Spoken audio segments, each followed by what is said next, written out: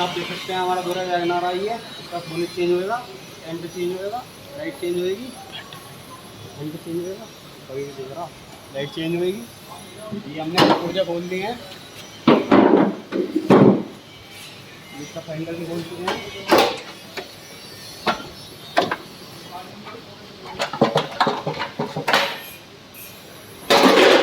ये लाइट भी निकल चुकी है।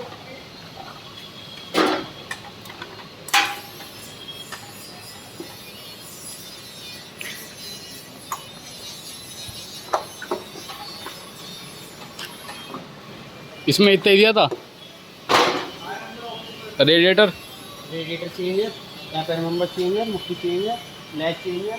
रिपेयर नहीं है कुछ भी इसमें? ये है क्या है रिपेयर? अपर मेंबर और नीचे की बम्पर मेंबर। ये देख सकते हो आप, इसका एक्सीडेंट कैसा हुआ, कितना भयानक।